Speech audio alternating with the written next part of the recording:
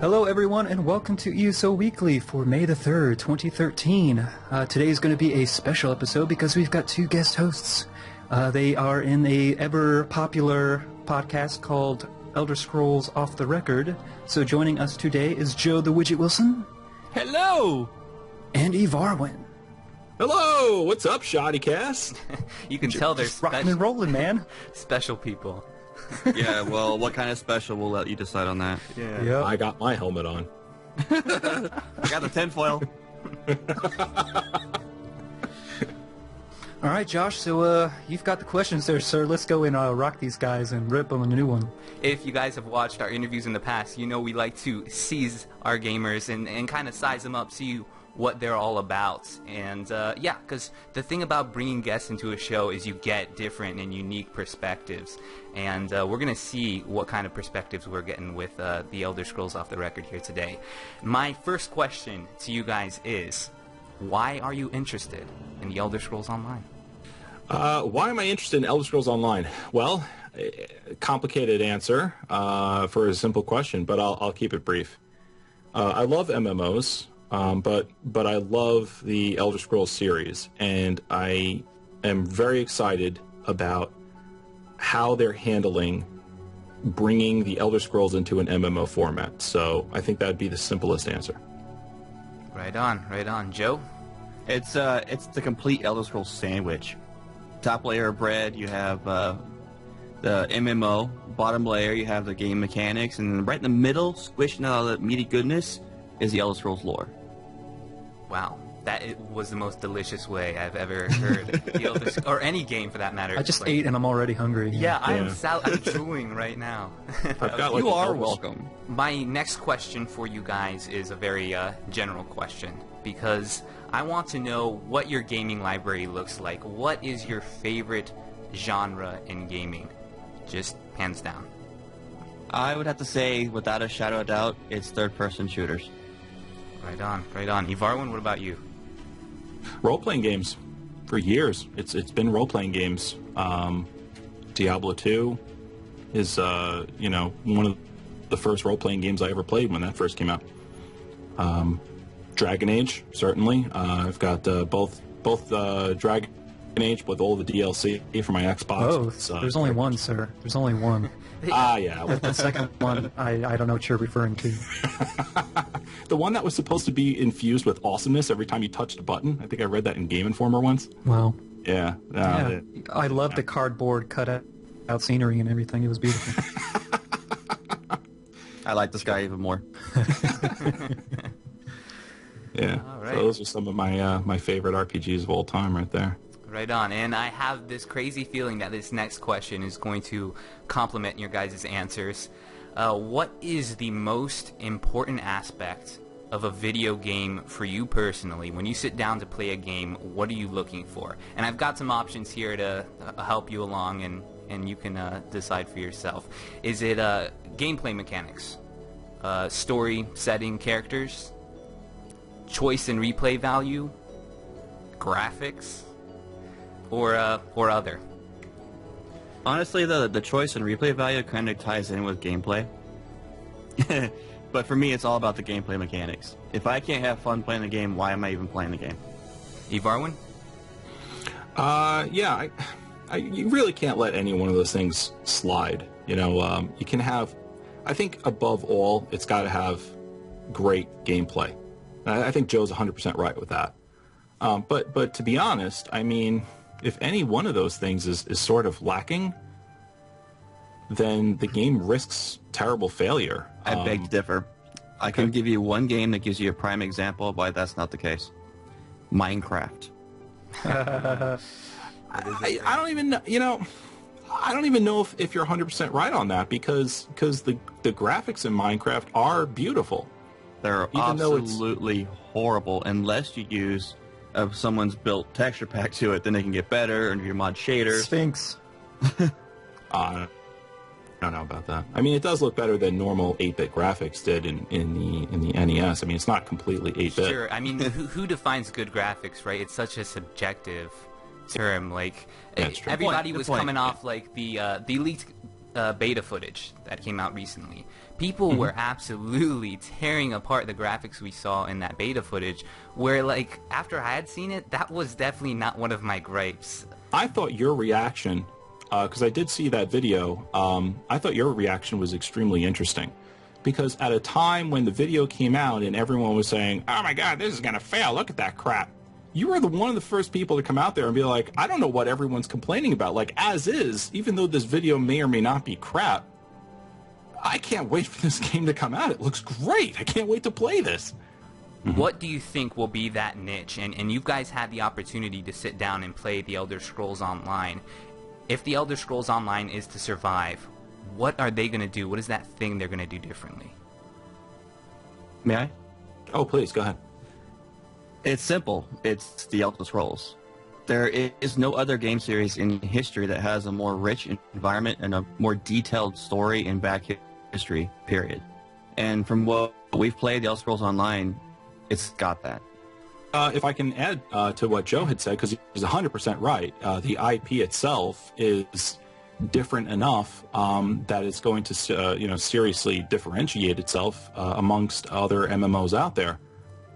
Additionally, I think the way that they're doing the skill line system, how exactly you get from level 1 to 50 and beyond, and how you're able to build your character, I think is going to be sort of like the crown jewel in what makes this an Elder Scrolls game.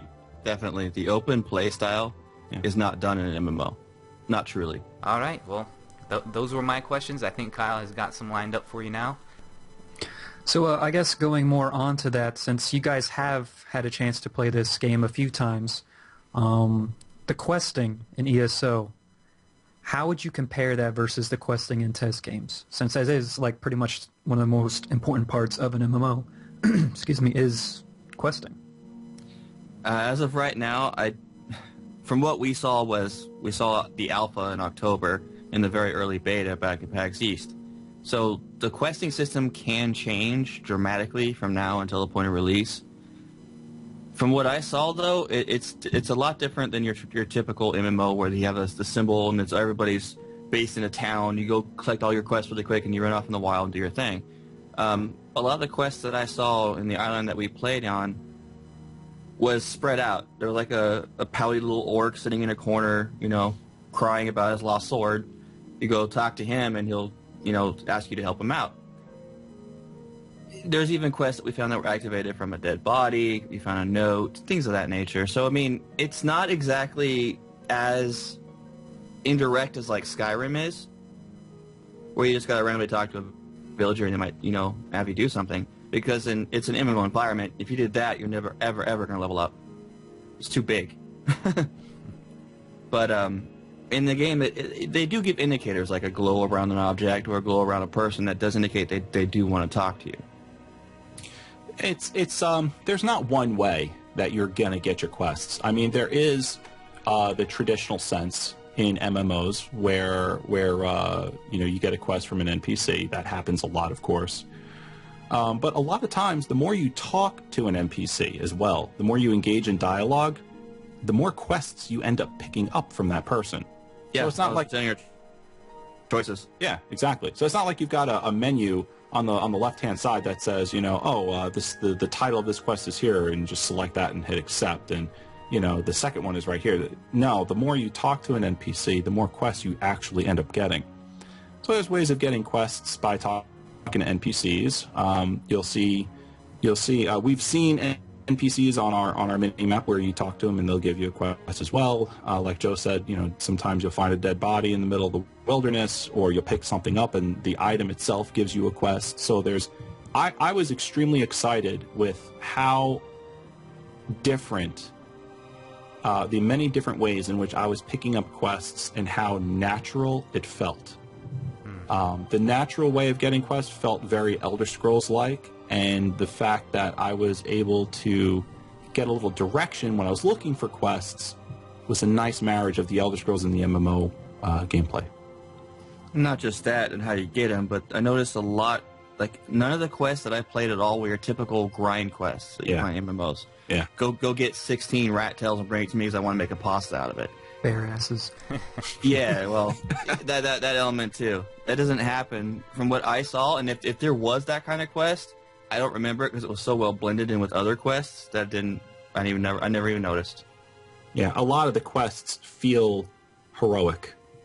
You know, I can't get into this temple, and in order to get in, I need you to activate 3 crystals that are all around the temple, and so you go ahead and do that, and you go back to the guy, and, you know, you don't even go back to the guy, to be honest. I mean, you open up the temple yourself, and you walk in, and the dude's in there, right? He's like, oh, thanks a lot, you know, let's go, you know, running in there together, and by the way, I need this other thing if you happen to find it, and so, I mean, a lot of, it's very, very natural how questing happens in the game and where you get those quests and at what time. Oh, yeah, that was the Dwemer Ruins one. Mm-hmm. Yeah. That one was fun. Yeah. So, next question for you guys. Harkens back to the legend himself, Todd Howard, the lead game designer at Bethesda's game studios, in case you didn't know. The mind behind, you know, Morrowind, Oblivion, Skyrim, also Fallout 3, if you happen to be a fan of that, which I don't know why you wouldn't be. Yeah. You guys you like the Fallout series too, I'm guessing? I played it for about an hour, didn't get into it. I rebought it on Steam to give it a honest shot, but I can't launch it. It won't play on Windows 8. Oh, that's too bad. Well, I'm disappointed. I have it there at my fingertips. I really want to try it, but no. Looking forward to Fallout 4. I had a nice introduction to the series with New Vegas. I played the crap out of that on my Xbox. oh, yes. New Vegas I loved. Yeah. Yeah. I made a character for my girlfriend, Jenny, and she was quite the badass running around, you know, shooting people in the head in Nipton. Nice. That's hot. All right. Anyway, so...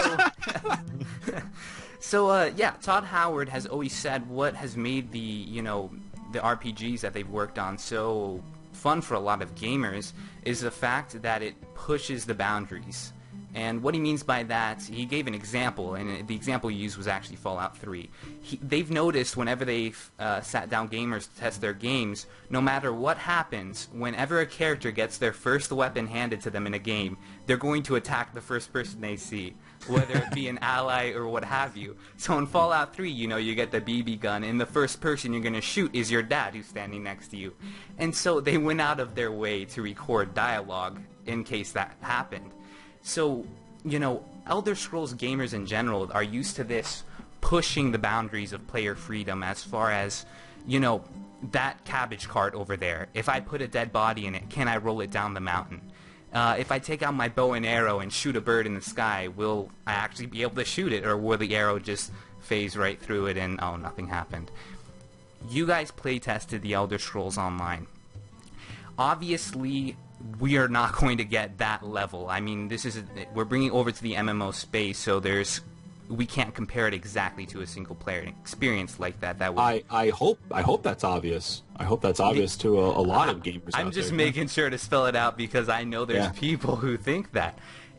In any case, my question is from what you guys play tested, does the Elder Scrolls Online at least try to push the boundaries of player freedom in terms of an MMO?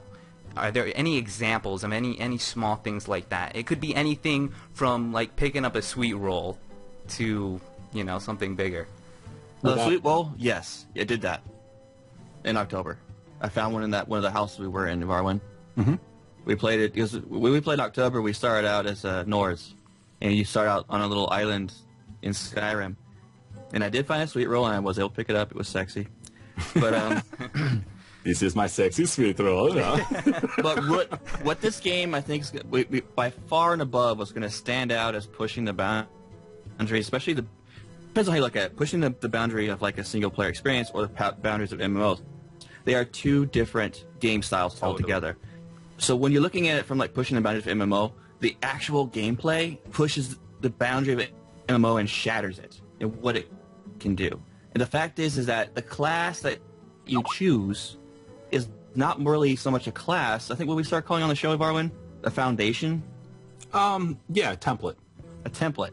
Yeah, it's a better name. You can go any direction you want with that character. You can never even touch your class skills and still be very, very viable by using your weapon skills, your armor skills, your class skills, the different guild skills. You know, the amount of customization in there is unreal. Yeah.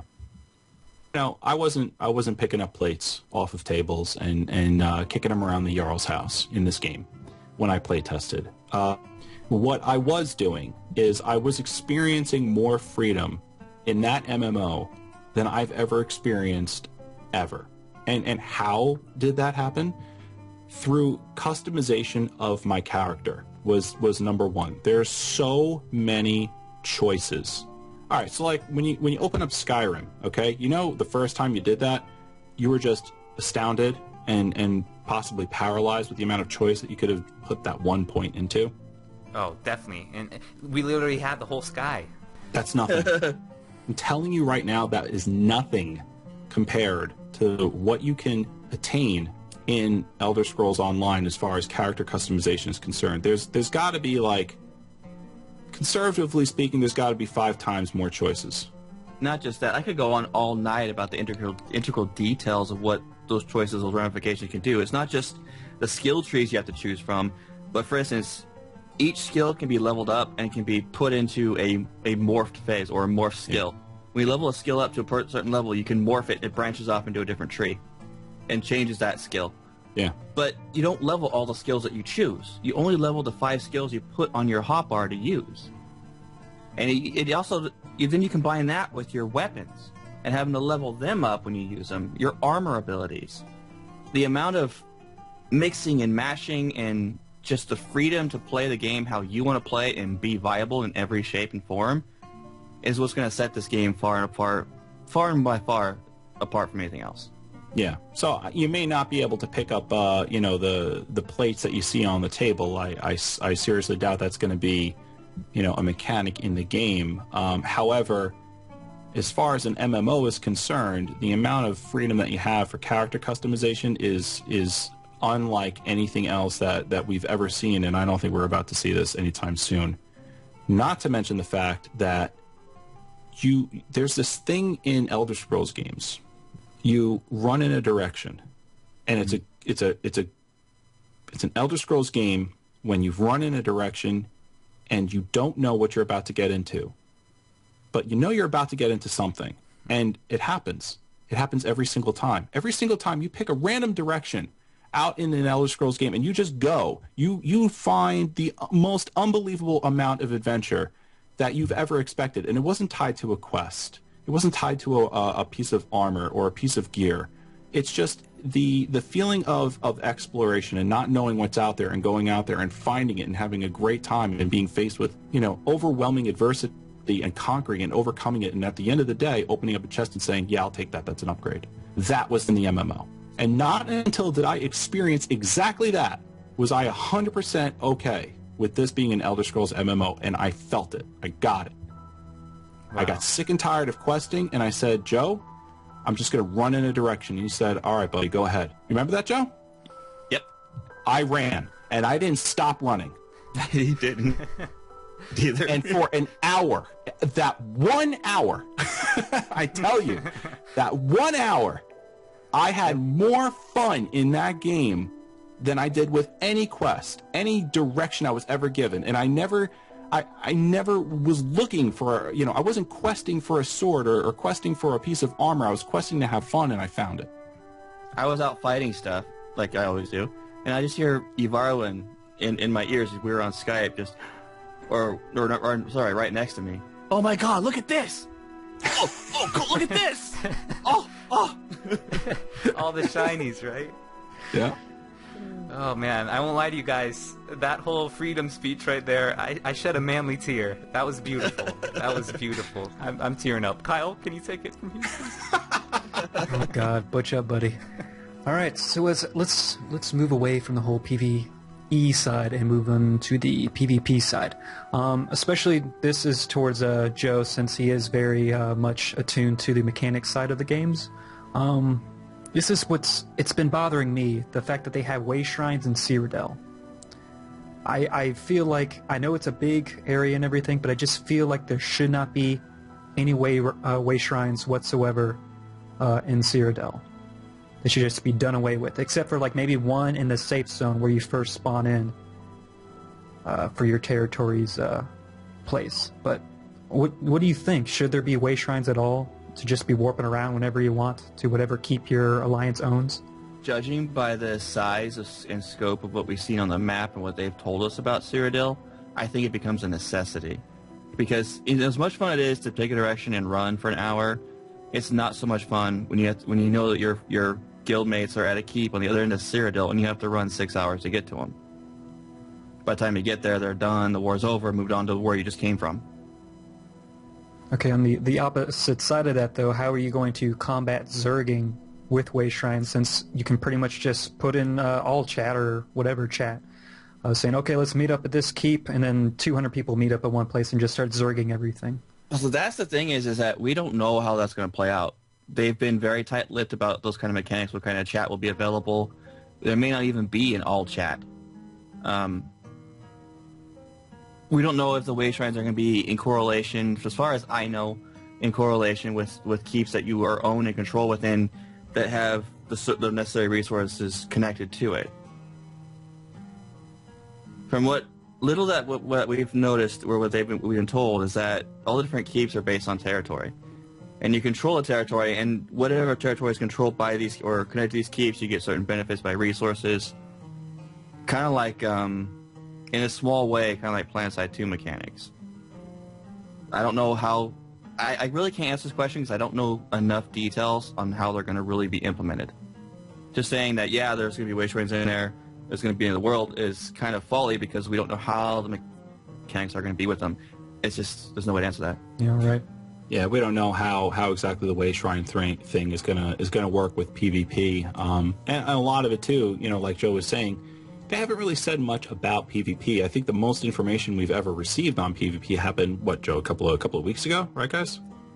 Yeah. They had an interview. Yeah, when they had that Ask Us Anything about Cyrodiil. That when we talked to Brian, I got more information out of that moment than I ever have heard from about the game. Yeah. All right. So that has yet to be seen.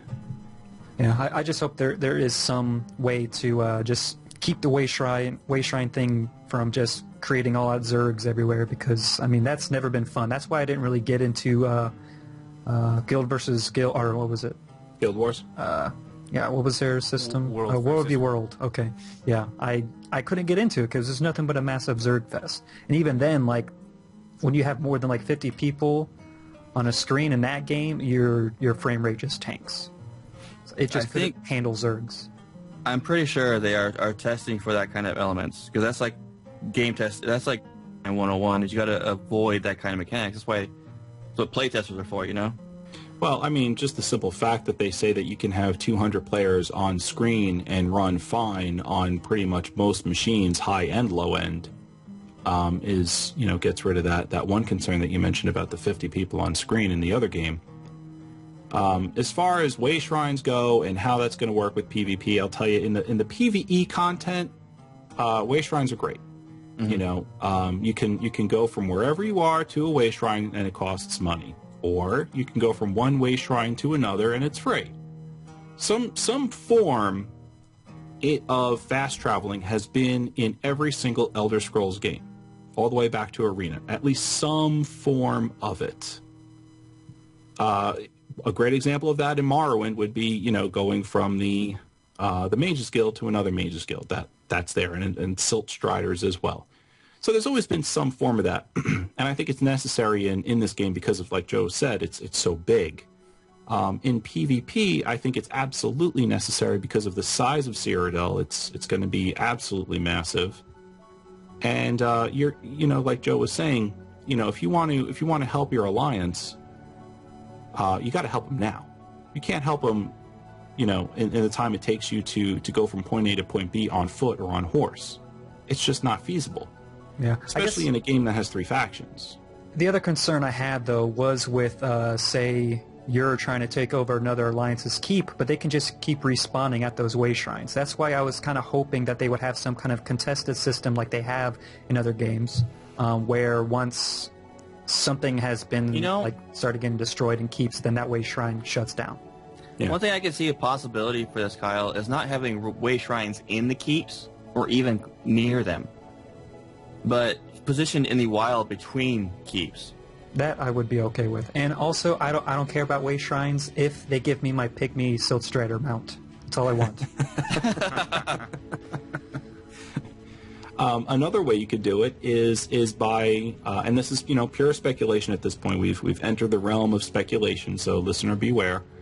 Another way you could do it is the exact opposite and have it inside a keep and have it where you can only access that way shrine if you have taken the keep. So if the keep is yours, you can use the way shrine. If you're trying to get the keep, you may not use that way shrine. Right, I believe that's how it already is now. They've been saying that you can only use the way shrine if your alliance holds that keep. But like that also like means, like I was saying, if you're the enemy alliance trying to take over that other keep that's owned by another alliance, yeah. Well, if you're killing their people off, but they can just keep respawning right there into the keep, then it's kind of a lose no matter what you do kind of battle because they can just keep respawning. There's a lot of mechanics you can do to prevent that. I'm right, pretty sure like that's degrading stats and stuff. I just hope they do something. I'm sure they got plans. Timers. Yeah. I think honestly the best way to do it is just to have it out in the wild. Yeah. But then there's another issue of like, what about your enemy camping the way shrine? True. Yeah, it's true. But there's we don't know enough, like I said, so we'll have to wait and see. Yep. Just give me my pygmy Silt Strider. That's all I ask. All right, so I think we were going to ask some more things, but God, I think we're all long-winded, Josh. So yeah, we Hey, I'm with the Elder Scrolls Off the Record guys. I get to be long-winded, man. Hey, what do you got? I don't care. We were just going to ask about trading, but yeah, seriously, I think we'll probably have to cut a lot anyways, because we were trying to keep this like around 45 minutes with everything. I think trading's going to be in the game. Yeah, trading was going to be mainly speculation anyway. I mean, had you guys encountered any sort of trading in the playtest? Like any player-to-player trading or anything like that? I think Joe, we traded items between each other, did we not? Yes, we did once. At one point, yeah. You wanted a bow to try it out. Yeah. And what'd you pay him? What'd you pay Joe for this bow? I didn't give him crap. Oh. He got the friend discount, Give me the bow. Okay. My turn to play with it, Joe. No. Oh man, so you got to play with a bow in the game then. How was that? This is just, I don't even know if I'm going to include this in the podcast or not. This is my own question that I'm really curious about, because we have a lot of people that want to go the archery route, and I don't know if they're prepared for the MMO style they're going to get, with the soft locking and everything. Did it feel like it had weight behind it? It felt like it had a lot of work to do. Okay, I mean, because it was you guys were playing like early, pre-test type stuff. Yeah. Go ahead, Marlon. No, I was going to defer to you. I was actually going to say, I'm going to defer to Joe on this one. It felt better than a standard MMO. Like I said, I'm into the whole third-person shooter thing. Sure. And you do have to aim, but I think they need to lessen the forgiveness of it. I think they were saying they were talking about tightening it up, making it more of a strict. You have to be really on your target. Even for the soft lock to engage. I'm going to have to rethink my character if they do that. Right, I know. That's what I'm saying, Joe, because if archery ends up being like super fun, I'll totally switch and make an archer, because that's how I played my test games. I don't know, man. The dual wielding was so much fun. I don't know. I just don't know. So much, I know. Well, luckily we can do the whole weapon swapping thing, so maybe a bow with one set and dual wielding with the other. Who knows? I'm a perfectionist, though. I got to be the best ever at one thing that I choose. Yeah, you won't do the jack of all trades. You'll be that super, focused character. Yeah. All right, so thank you guys for showing up. I know it was kind of a last-minute thing since I guess communication was a little weird there. But you guys made the time for us, and we appreciate that. It's been a great episode, and I think our viewers will really appreciate that. It's all good. This is a great way to spend my evening. You guys got us on call. You can shout us out anytime and be like, yeah, we're there, bro. No The problem. miracles of Skype. We got Indeed. you, bro. We got you. Got that, yo. As Elder Scrolls brethren. Oh yeah, brother in arms, man. Yeah. All right, You guys all right. going out Mary Dominion, right? Oh, heck yes. See that? Yeah, we serve the same queen. Yeah, call me anytime. Yeah. We're gonna be spilling blood together, man. I'll be right there, guys. All right, guys. So where can our viewers reach you at? Oh man, where can't you? Well, first off is our website. You can get us at elderscrollsofftherecord.com. Also, don't forget, we are the Quest Gaming Network. If you want to check out all of our past episodes, we've got a beautiful archive of all of our former form of our podcast. You can Elder Scrolls Off the Record and Minecraft Off the Record, which are obviously still ongoing right now and doing very well.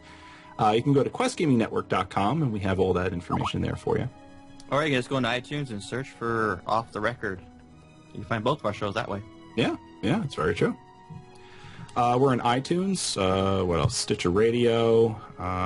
We're involved with the TuneIn app. You can get our RSS feed off of that website as well. We're on Twitter at Elder Scrolls OTR. Oh boy. Let's see. What else, Joe? What am I forgetting? I think that covers it right now. That covers it, right? Yeah. Listen to our show. We say all the stuff at the end of it. Yeah. So many ways to digest, you guys. Yeah. Us, it's like Twitter, Facebook. YouTube, our website, and that's about it. Yeah. We're on Twitter. We're on YouTube, I meant to say, with our failed channel, our amateur-looking channel that I put together in the wee hours in the morning. I think you did fine. Oh, shucks. That's youtube.com/Elder Scrolls OTR. Right. Coolio. On. Well, viewers, listen. Check these guys out. Seriously, this is coming from Elder Scrolls Gamer myself. These guys know what they're talking about. They're freaking hilarious, too. I get a good laugh listening to you guys. It's the type of podcast you could sit back with a pint of Blackbriar mead and just, space out. It's beautiful. It's a beautiful thing. And I appreciate awesome. all the work you guys do over there. Because listen, dear viewer, you guys don't know this, but the Shoddy Cast, it has its popularity today because of the Elder Scrolls Off the Record guys. You wouldn't even have Elder Scrolls Online content if it wasn't for these guys, because they were the ones that got us stoked to begin with. So how about that? You give us way too much credit. Thank you Dude, very I'm much. blushing right now. Yeah, what a wonderful compliment. Thank you so much. No guys. homo, but I love you. That brotherly love. All right, so that was fun having some guest hosts on the show once again. Anytime you get to talk with some fellow Elder Scrolls gamers, it's always going to be a good time. Very Yep. nerd-filled goodness. I love it. Yeah. All right, so it's time to move into our Q&A for this week, and it's a very special edition because we can hear your voices. Ooh. Can I just say how much fun it was to go through and listen to you guys actually speak to us with audible words, and how weird that experience was for us? Because up until this point, you've all kind of been these shades, phantoms on the web, just these pixels on a page, but now you're a human, and it's weird. Yeah, so you guys sent in a lot more questions than I thought. I was guessing maybe 5 to the Ask Shoddy inbox, but ended up being much more than that. 20 or something. Yeah, and it was good. Hey, you guys listened to us too. What did we say, Kyle? We wanted professional grade recordings and stuffs. Yes, professionalism. Anyway, let's get to it with our first ever voicemail question. Hey Shoddycast, it's Sterling Jennings. I'm not sure if you guys have covered this before, but if not, I've got a 3-part question about gathering for professions in ESO. In many MMORPGs, gathering takes up a profession itself, and I know that ZeniMax never released any information about gathering being a standalone profession. So, A, do you guys think there will be a separate leveling platform for gathering, or will it be completely inherent at character creation?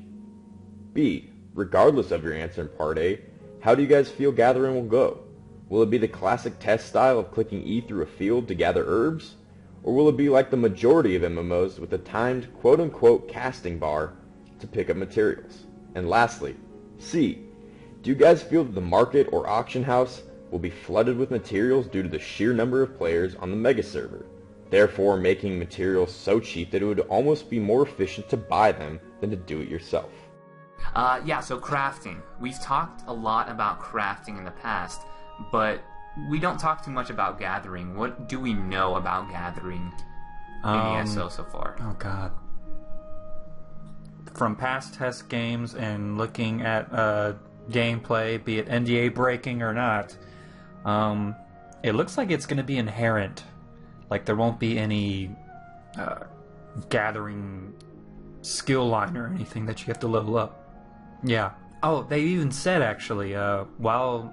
I think it was the Cyrodiil, one of the Cyrodiil Ask Us Anything ones, when they were saying that, like, yeah, there's stuff that you can only get in Cyrodiil that you can gather, and you can be any level and pick those up. So it does not matter what level you are. Yeah, so that tells you there that you don't have to be a certain level to collect anything.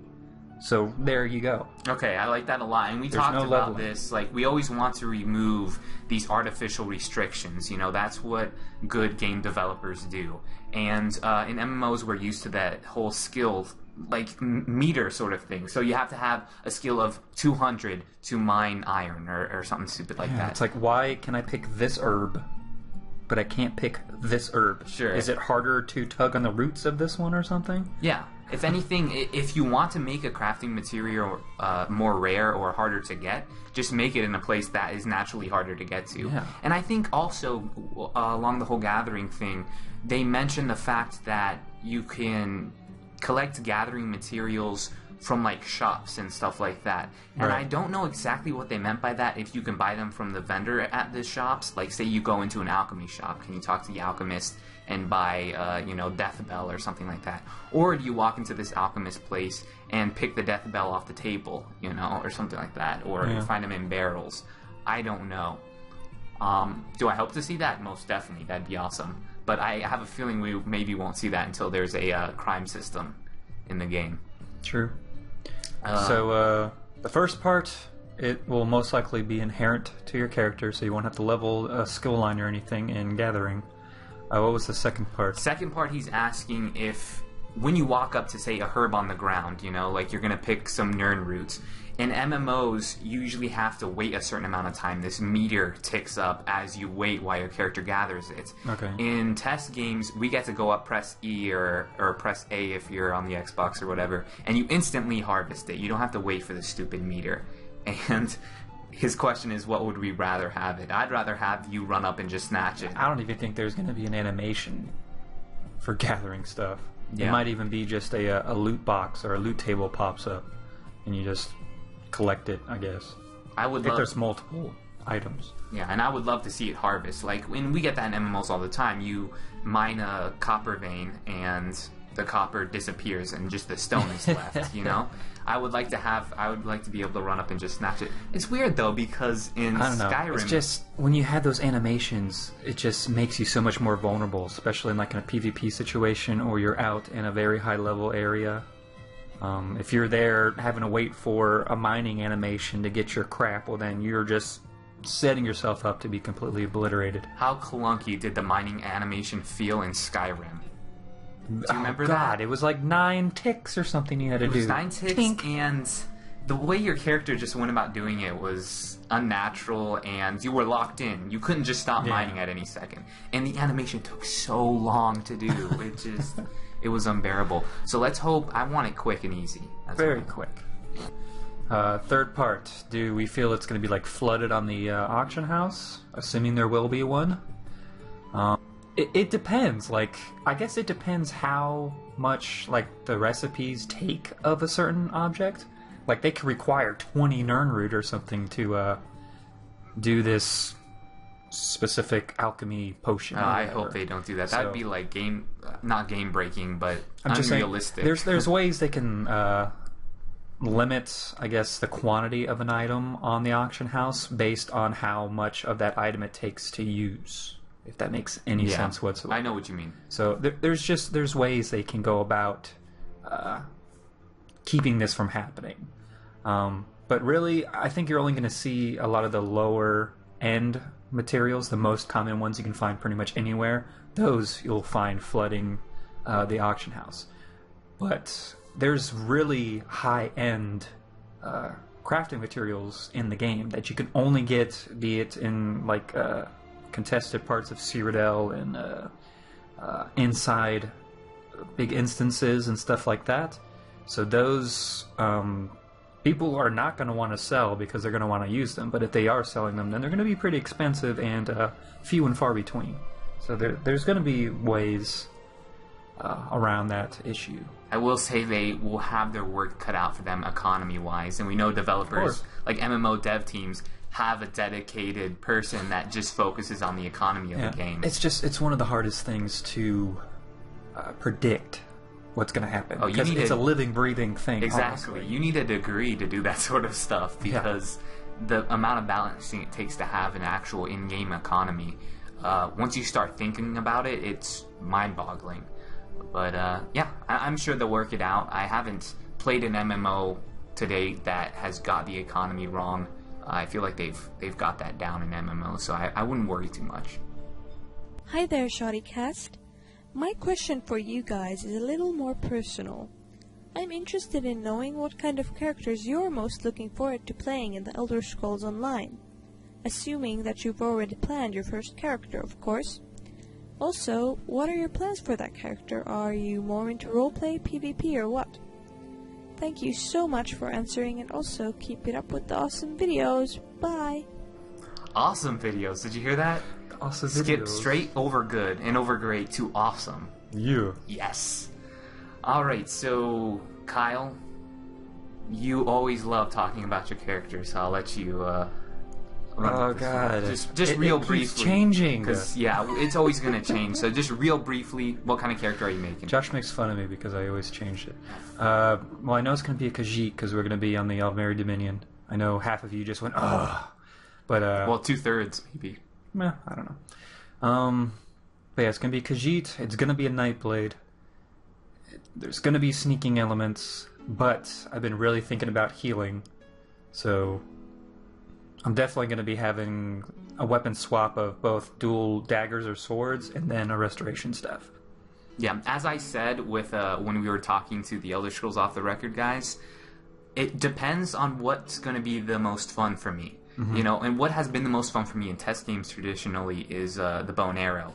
But I don't think we're going to get that type of archery action in this MMO. It's definitely going to be different. You're going to have the soft locking system and stuff like that. Mm-hmm. So maybe I'm going to go... Traditionally in MMOs, the tank role fits me the best. You've always done tanking. And I want to mix that in with maybe a paladin type character where I'm healing too. I definitely want to have that healing in there. But if they make the archery still fun and engaging in this game, you might just see me flip to an assassin type character. So Yeah. we'll see when the time comes. As for now, guys, I'll just say keep a very open mind going into the game as far as your class goes, because there's going to be so many skill trees and so much freedom that you're going to want to experiment. So I wouldn't restrict yourself too early with what you think your class is going to be. All right, so time to go into the sponsors for the week. Mark Dixon. Mark Dixon, Dragonborn. Oh, God, I never get used to that. And Chris Davies. Thank you, sir. Thank you, Chris. And, of course, Mara Hernandez. Mara, our loyal follower, our adoring fan. But not annoying, not in an annoying way. Yeah. Not like the actual adoring fan. Trevor Hale. Thank you. Thank you, Trevor. Daniel Anderson. Dragonborn. I'm kind of scared to say it now. John Matthews. Dragonborn. Still got me. And then a fellow fan of, or should I say member of Guild Umbra, Mr. Fester. Thank you, sir. Guild Umbra. Thank you. Oh, God. I think this guy is Swedish or something. I'm going to say it wrong. You're gonna butcher Simon it. Ingvist. Ingvist? You get it. You get it. Simon, we apologize. Simon, thank you, sir. But yes, thank you. And then another one from Stephen Sherborne. Thank you. And then, of course, none other than Sterling Jennings, which is like beyond Dragonborn status. I don't even know what he is now. Yes. I'm pretty sure he is Talos himself now. I think he's ascended to godhood, and wow. Yes, thank you, Sterling Jennings, and we have to do something special for him one time. I don't know, somehow incorporate him somewhere in a video. All right, but thank you guys so much. It's been an incredible week with donations and everything. Yeah, how close are we to our goal, percentage-wise? At the time of this recording, I think we are over 60-something%. Yeah, we're like 64% or something. So when you're talking about $1,400, that's a lot of money. So thank you guys. Yes. And if you would like to become a sponsor for the Shoddycast, just head over to our website, shoddycast.com, and underneath the weekly post, you'll see a donate button there. Go straight to our PayPal account. And, of course, any amount donated is greatly appreciated. We hope you guys have enjoyed the episode. Another way to help us out is by liking and sharing the video. This has been the Shoddycast. I have been Josh. I don't know why I said it like that. I don't know either. I've been Kyle. I wanted to emphasize it because people still don't know our names, some of them. I am Josh. Hear my voice. I am Kyle, and yeah, sure. We'll catch you later. This is the worst closing ever. Go ahead. Bye.